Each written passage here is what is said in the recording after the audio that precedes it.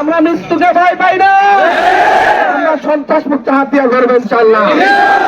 সবাইকে বলতেছি, ওসিকে বলতেছি, আজকের বক্তব্য মিডিয়াতে করা হচ্ছে, আপনাদেরকে বলতেছি এই সন্ত্রাসী কার্যক্রম যদি বন্ধ না করেন আমরা বাধ্য যদি 10 জন 10 জন মিলে ওদের বাড়িতে আমরা ঘেরাও করবো,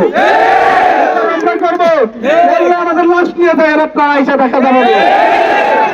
সব সন্ত্রাসীরা এক হয়েছে, আরেকবার হাতিয়ারে জিম্মি করবে, আরেকবার ভোট কেন্দ্রে বাইরে এমনকি দেয় 12 তারিখে ঘরে চুরি করে ওদের বসে থাকতে হবে বলে রাখলাম।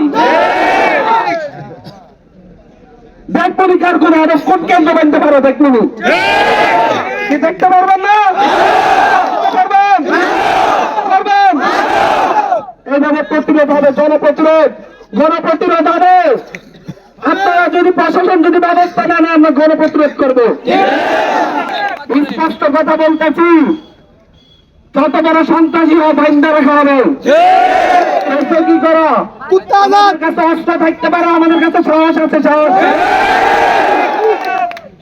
প্রশাসন যদি ব্যবস্থা না নেয় এই সন্ত্রাসীদের বিরুদ্ধে আমরা অতি দ্রুত প্রত্যেকটা বাড়ি ঘেরাও করবো। প্রশাসনকে অস্ত্রগুলো আমরা উদ্ধার করে হাতে তুলে দিব। হয়তো আমাদের 2 জন মারা যাবে,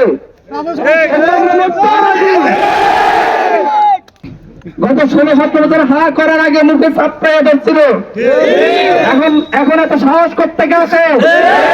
সেদিন তো যখন মিছিল একটা বাইর করতে বললাম 5 তারিখের পরে 6 তারিখে একটা মিছিল পর্যন্ত বাইর করার সাহস পাবে না।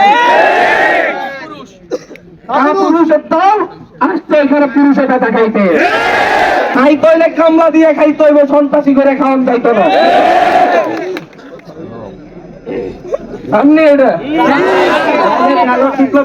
ইনশাল্লাহ মাথা ঠান্ডা শরীর গরম, মাথা ঠান্ডা মাথা ঠান্ডা। আমরা এই সন্ত্রাসীদের বিরুদ্ধে রাজি আছি না?